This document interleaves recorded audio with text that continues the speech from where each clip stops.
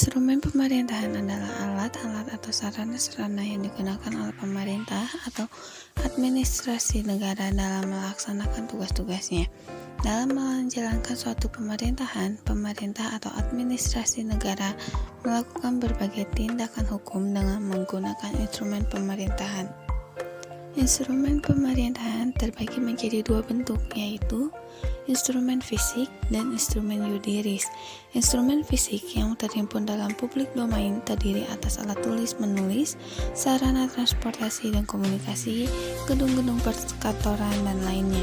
Sedangkan instrumen yuridis berfungsi untuk mengatur dan menjalankan urusan pemerintahan dan kemasyarakatan yang terdiri atas peraturan perundang-undangan, keputusan-keputusan, peraturan kebijakan, perizinan, instrumen hukum perdataan lainnya.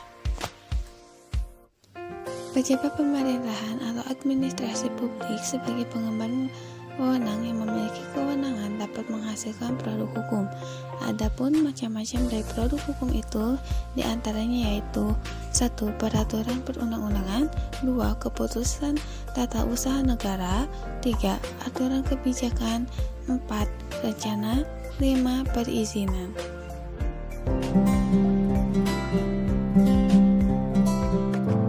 Perundang-undangan secara harfiah dapat diartikan peraturan yang berkaitan dengan undang-undang, baik peraturan itu berupa undang-undang sendiri maupun peraturan lebih rendah yang merupakan atribusi ataupun delegasi undang-undang.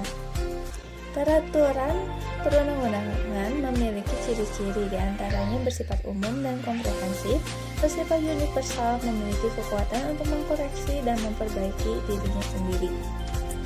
Dalam undang-undang, peraturan perundang-undangan diartikan sebagai berikut. Yang pertama, pada penjelasan pasal 1 angka 2 Undang-Undang Nomor 5 Tahun 1986 mengartikan bahwa peraturan perundang-undangan sebagai semua peraturan yang bersifat mengikat secara umum yang dikeluarkan oleh Badan Perwakilan Rakyat bersama pemerintah baik di tingkat pusat maupun di tingkat daerah, serta semua keputusan badan atau penjabat tata usaha negara baik di tingkat pusat maupun di tingkat daerah yang juga mengikat umum. Pada pasal 1 angka 2 Undang-Undang Nomor 10 Tahun 2004 tentang pembentukan peraturan perundang-undangan mengartikan bahwa peraturan perundang-undangan sebagai peraturan tertulis yang dibentuk oleh lembaga negara atau penjabat yang berwenang dan mengikat secara umum. Sedangkan pada Undang-Undang Republik Indonesia Nomor 12 Tahun 2011 tentang pembentukan peraturan undang-undang pada pasal 1 ayat 2 menyebutkan bahwa peraturan perundang-undangan adalah peraturan tertulis yang memuat norma hukum yang mengikat secara umum dan dibentuk dan ditetapkan oleh lembaga negara atau penjabat yang berwenang melalui prosedur yang ditetapkan dalam peraturan perundang-undangan.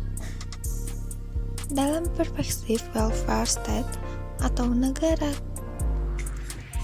kesejahteraan, pemerintah dibebani kewajiban untuk menyelenggarakan kepentingan umum atau mengupayakan kesejahteraan sosial. Yang dalam menyelenggarakan kewajiban itu, pemerintah diberi kewenangan untuk campur tangan dalam kehidupan masyarakat dalam batas-batas yang diperkenankan oleh hukum. Menurut Bagirmanan pada tahun 1995 halaman 335 ada beberapa alasan yang menjadi dasar diberikannya kewenangan membuat peraturan perundang-undangan kepada eksekutif atau pemerintah, yaitu yang pertama, paham pembagian kekuasaan lebih menekankan pada perbedaan fungsi daripada pemisahan organ yang terdapat dalam ajaran pemisahan kekuasaan. Paham yang memberikan kekuasaan pada negara atau pemerintah untuk mencampuri kehidupan masyarakat, baik sebagai negara kekuasaan atau negara kesejahteraan. Untuk menunjang perubahan masyarakat yang berjalan semakin cepat kompleks, diperlukan percepatan pembentukan hukum. Dan yang terakhir, berkembangnya berbagai jenis peraturan perundang-undangan, baik di tingkat pusat maupun di tingkat daerah.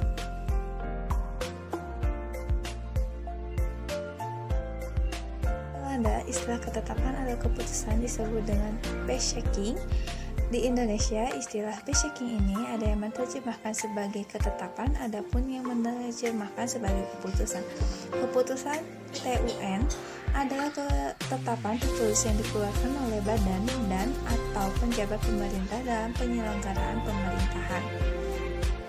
Berdasarkan Undang-Undang Nomor 5 Tahun 1986, Junto Undang-Undang Nomor 9 Tahun 2004 tentang Peradilan Tata Usaha Negara, penetapan dalam undang-undang itu disebut dengan keputusan tata usaha negara, diartikan sebagai sebuah penetapan tertulis yang dikeluarkan oleh badan atau pejabat tata usaha negara yang berisi tindakan hukum tata usaha negara yang berdasarkan peraturan perundang-undangan yang berlaku, yang bersifat konkret, individual, dan final, yang menimbulkan akibat hukum bagi seseorang atau badan hukum perdata. Berdasarkan pada divisi tersebut, dapat disimpulkan bahwa keputusan tata usaha negara memiliki unsur-unsur sebagai berikut. Yang pertama, penetapan tertulis bukan hanya dilihat dari bentuknya, tetapi lebih ditekankan pada isinya. Kedua, dikeluarkan oleh badan atau penjabat TUN. Ketiga, berisi tindakan hukum TUN.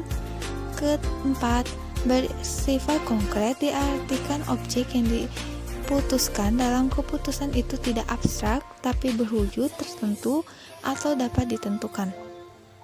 Dengan kata lain, wujud dari keputusan tersebut dapat dilihat dengan kasat mata, namun terhadap ketentuan ini terdapat pengecualian sebagaimana dinyatakan dalam pasal 3 Undang-Undang Nomor 5 Tahun 1986. Kemudian bersifat individual, lalu bersifat kasuistis, yang artinya keputusan itu tugasnya menyelesaikan kasus per kasus, di mana kasus satu dengan yang lainnya berbeda.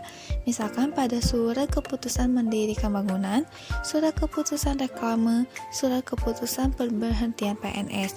Kemudian bersifat final dan juga menimbulkan akibat hukum bagi seseorang atau badan hukum perdata.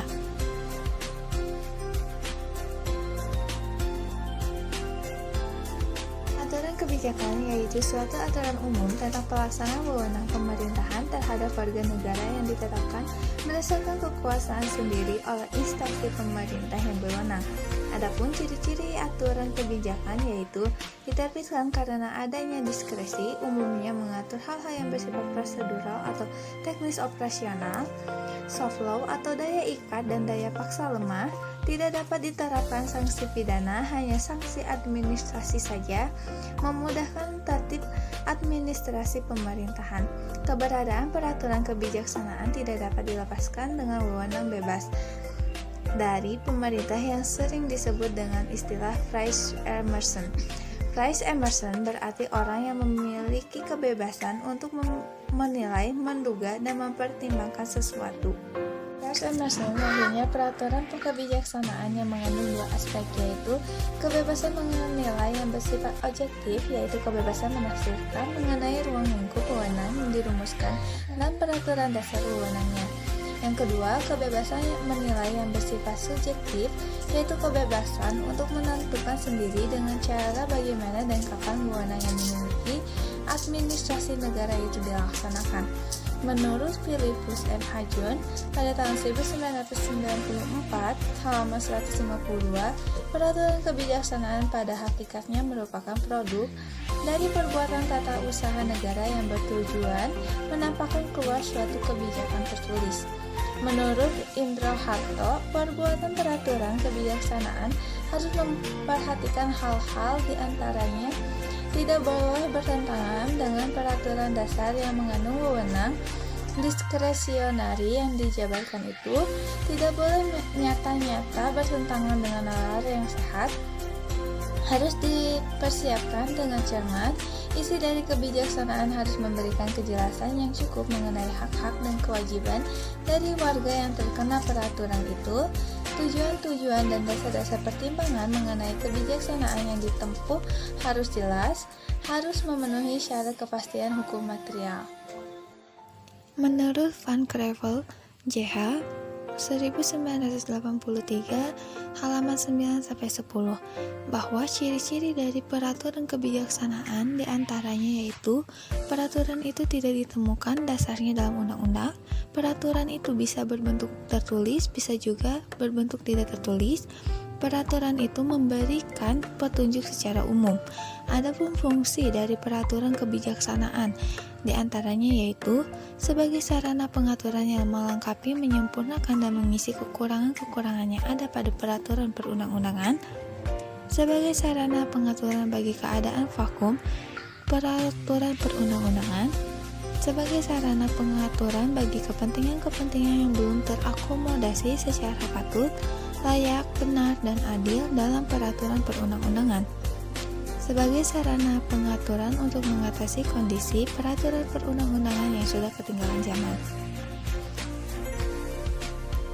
Bagi kelancaran pelaksanaan tugas dan fungsi administrasi di bidang pemerintahan dan pembangunan yang bersifat cepat berubah atau memerlukan pembaharuan sesuai dengan situasi dan kondisi yang dihadapi. Instrumen pemerintah yang menjadi alat implementasi dan memuat proses pemikiran serta penentuan secara matang dari berbagai hal yang akan dikerjakan sesuai dengan tujuan yang telah ditetapkan. Adapun unsur-unsur rencana yaitu gambaran tertulis, keputusan atau tindakan oleh organ pemerintahan untuk waktu yang akan datang, memiliki sifat yang sejenis, yang tidak sejenis, keterkaitan atau seringkali secara programatis, dan untuk jangka waktu tertentu.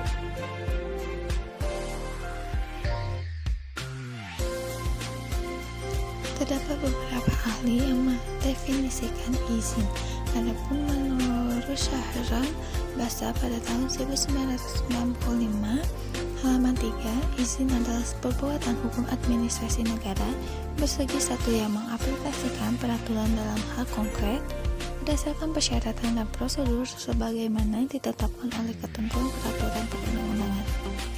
Adapun menurut Bagirmanan pada tahun 1995 halaman 8, izin merupakan suatu persetujuan dari penguasa berdasarkan peraturan perundang-undangan untuk memperbolehkan melakukan tindakan atau perbuatan tertentu yang secara umum dilarang. Perizinan adalah hukum yang mengatur hubungan masyarakat dan negara atau pemerintah yang dimana adanya permohonan dari masyarakat atau dapat dikatakan masyarakat atau orang yang memohon izin. Perizinan ini sangat berkaitan dengan hukum publik dikarenakan berkaitan dengan perundang-undangan yang pengecualiannya apabila terdapat aspek-aspek perdata berupa persetujuan. Adapun ciri-ciri dari perizinan yang pertama berupa instrumen yuridis dalam bentuk KTUN. Yang kedua dibuat berdasarkan wewenang yang diberikan oleh peraturan perundang-undangan. Yang ketiga dikeluarkan oleh organ pemerintah berdasarkan kekuasaan khusus, lalu ditujukan pada peristiwa konkret, dan yang terakhir telah memenuhi prosedur dan persyaratan tertentu. Adapun fungsi izin, yang pertama yaitu sebagai instrumen pemerintahan, artinya di luar pemerintah tidak boleh ada yang mengeluarkan izin. Lalu bersifat yuridis preventif, artinya untuk mencegah terjadinya pelanggaran, sebagai instrumen pengendali dan pengontrol kegiatan masyarakat, sebagai fungsi penertib dan pengatur kegiatan atau perilaku masyarakat, serta sebagai sarana pengawasan masyarakat. Di samping itu ada beberapa istilah yang hampir sama dengan izin, di antaranya yaitu dispensasi, yaitu tindakan pemerintah yang menyebabkan suatu peraturan perundang-undangan menjadi tidak berlaku bagi suatu hal yang istimewa. Kemudian ada konsesi, yaitu suatu izin yang berhubungan dengan pekerjaan yang besar di mana kepentingan umum terlibat erat sekali sehingga sebenarnya pekerjaan itu menjadi tugas dari pemerintah, tetapi oleh pemerintah diberikan hak penyelenggaraannya kepada konsesionaris atau pemegang izin. Yang kemudian ada lisensi, yaitu suatu izin yang memberikan hak untuk menyelenggarakan suatu perusahaan.